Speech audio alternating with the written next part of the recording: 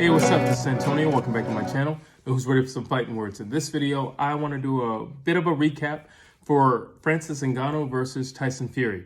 Really quick, if you like the videos, please take the time to subscribe to the channel. Also, hit the thumbs up button. It does help, it does support, and it does show support to the channel.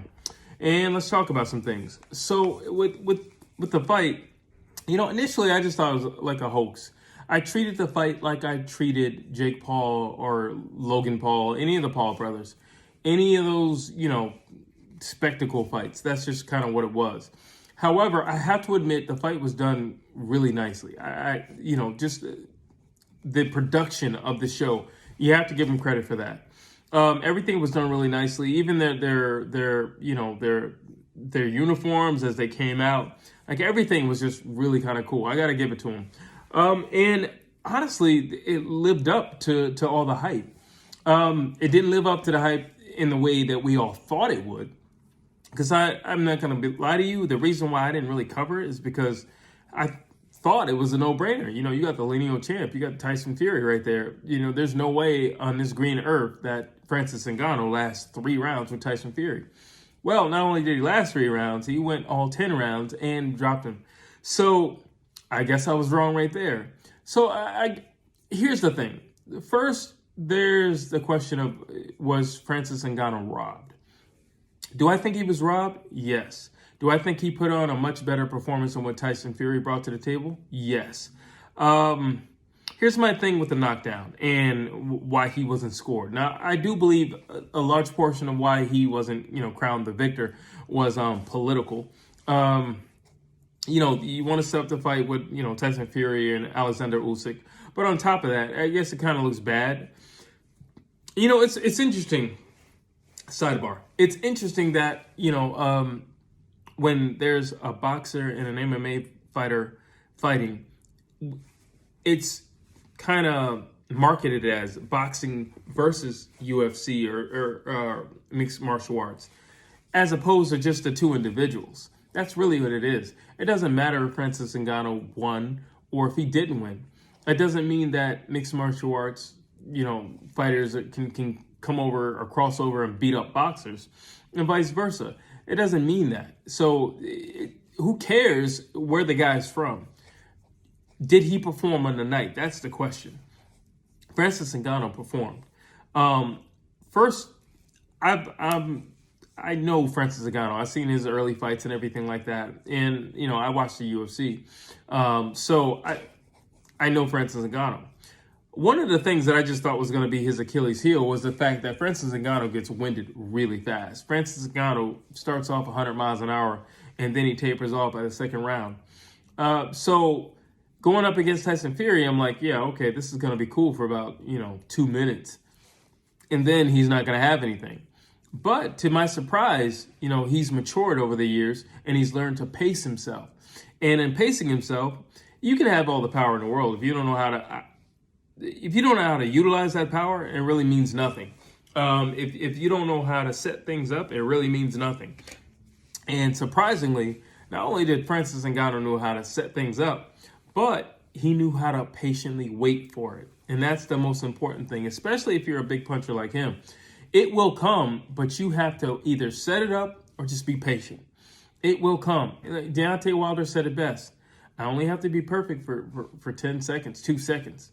That's it. And the same thing with Francis Ngannou. Now, Tyson Fury said, I've faced power punchers before, like I beat Deontay Wilder. That's true. However, the first fight, I think you lost because, you were counted out. The second fight is questionable because, Glovegate and all that. But you know what? Fair play to you. You walked out the victor. That's then in the past. The point that I'm making with this is just because you can handle one power puncher doesn't mean you can handle another one. And Deontay Wilder is a very small guy. He's a very tall guy, but he's a very small guy in comparison to actual weight when it comes to the heavyweight division.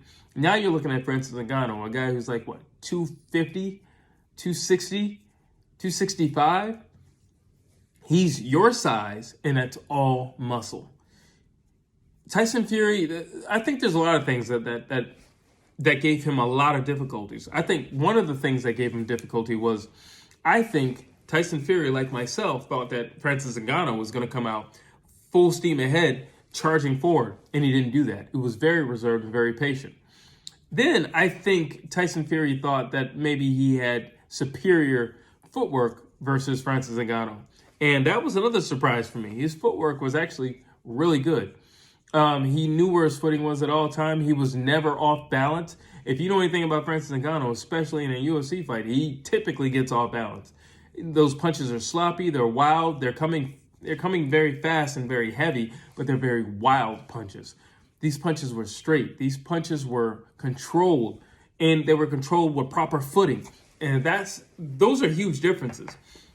So here's the thing. It's hard to study for Francis Ngannou because all you have is the MMA footage, and the guy that you see in the octagon was not going to be the guy you saw in the boxing ring.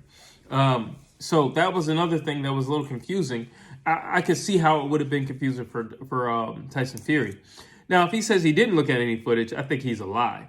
I truly believe he looked at some footage. You still have to look at some footage, especially because Francis Ngannou isn't known for submissions. Like, that's not his thing. He isn't known for his kicking. That's not his thing. He's known for this. He's known for knocking guys out. So with his fist, he's known for knocking guys out. So there was something to look at, preparing for Francis Ngannou. Another thing was, so Tyson Fury likes to smother guys. Because he's always much, much, much bigger than his opponents, he can smother them. He can put his weight on them, and he can drain them of their energy. And then in later rounds, he can kind of have his way with them, and he can kind of muscle them around. Well, the problem with Francis Ngannou is he's a mixed martial artist, and he also trains in wrestling with his mixed martial arts. So he knows how to put an underhook, and he knows how to maneuver guys. He knows how to muscle guys down. He's had many wrestling sessions in his history. So Tyson Fury trying to smother him or trying to place his weight on top of him didn't do anything against Francis Ngannou. It wasn't like it was a place where he was unfamiliar. He knew exactly where he was, and he knew exactly what he was doing. And it didn't work. It didn't work at all. It really didn't work at all. And I think that frustrated Tyson Fury because I think he's probably the first guy that Tyson Fury's ever done that with, and he didn't have his way with him. And Francis was cool. Francis was calm. He was reserved, and he breathed through the whole situation. So one of the things you have to remember is Francis Ngannou was a champion. He didn't lose. His situation with the UFC had to deal with money. It had nothing to do with where you lost and now you're out. No, it was all about money. And so you have to keep that in mind. He has a championship caliber mindset. You got to keep that in mind. So I never thought that he was just going in just to get a check or anything like that. I never believed that for 1 second. He still had a reputation to uphold, and he still had a whole sport on his back. Do I believe he needed to have a whole sport on his back? No, I don't think that. So, it doesn't do anything for MMA if he wins a boxing match. It really doesn't. But that's typically the way it's marketed. That's the best way to market it because, MMA fans are like, kind of crazy and they're going to support their guy regardless. But I think those things just really frustrated Tyson Fury. Now, here's the thing with Tyson Fury. Some people were saying, he wasn't in shape. What are you talking about? Tyson Fury always looks like that. That is in shape for Tyson Fury. Tyson Fury always has back fat. So to say that he wasn't in shape, that's not an excuse. Now let's talk about that knockdown. So here's my thing with knockdowns. Here's my thing with judging in total. But Errol Spence knocked down Sean Porter, and Sean Porter jumped right back up. All right, it wasn't like he had to take an 8 count or anything like that. He jumped right back up. He was ready to go. He was charged. They said that's what won the fight for Errol Spence. If you go back, that's what won the fight for Errol Spence, the knockdown. It was so close. The one thing that put it over for Errol Spence was the knockdown. We've all seen the numbers for this fight. This fight was extremely close. And then Francis Ngannou gets a knockdown. How come he didn't win? Boxing needs to be consistent. In boxing, if one thing boxing has never been throughout the history of boxing, it's never been consistent. It's never been consistent. It always favors the guy who has the more marketable name or the guy who's covered by those guys upstairs. It's never fair, and that wasn't fair. Then when you take into account, there was a clear elbow. Like, I really don't know how the referee missed that. That was a clear elbow. Like, he didn't even try to mask it. I mean, that's a clear elbow. And credit to Francis Ngannou, I probably would have, because he knew what was stacked against him going in. And he said this in his post-fight interview. Francis Ngannou said, listen, I know if we go to the decision, I know he's going to win because he's Tyson Fury. He's a boxer. And, boxing as a whole will feel bad if I come in and I dust him off. So he has to win if we go to a decision. He understood that.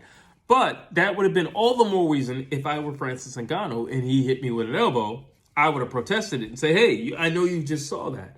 That needs to be a point taken because that was intentional. That's a point taken. That 1 point would have either put those guys at a draw or Francis Ngannou should have won based upon how close it was in points and based upon the knockdown. Because for Earl Spence, the knockdown secured the victory. Why didn't it secure the victory for Francis Ngannou? And there are countless other fights that I can just talk about a single knockdown, and that's your ace in the hole. You got him down, so you're good. Now you can cruise. It's cruise control now because you got him down. Well, how come that wasn't given to Francis Ngannou? So was there some corruption? Yes, there was some corruption. Here's my thing with Tyson Fury. He's the type of guy, he has the type of personality that you'll know what he's thinking by what he says or what he does not say. The fact that Tyson Fury wasn't as boastful as he typically is after a win should let you know something. It should let you know something. He knew he was saved. He knew that. He can say, oh, that punch didn't hurt and, it hit me in the back of it. No, it didn't. It hit you in the side of the head. And does this fight deserve a rematch? Absolutely. Absolutely. The fight deserves a rematch. And I'm surprised, with where they fought and everything that, maybe the judging wasn't a little bit more fair. But, the fight needs a rematch. And, here's the thing. Francis Ngannou came out the hero. Everybody's cheering his name. Everybody wants to fight Francis Ngannou. He's coming out the hero. He won. Here's how he won. He won the crowd. Francis Ngannou won the crowd. And in winning the crowd, that's it. You won. He walked out the victor, but he walked out the winner. Like, he won. He won. You just walked out with your hand raised, but he won. And everybody knows it. Now, if you want to do right, and it shows the heart and the mind of Tyson Fury, where, he's like, where's Usyk at? And it's just like, what are you talking about? This guy clearly beat you. You have a look of loss and shame on your face. You should be saying, well, one, Ngannou should say rematch. Just so if you don't say it, he can say it. And then you can say, if you feel you lost, you won, then let's do it again. That's your way of masking that I know you won, and let's make this right.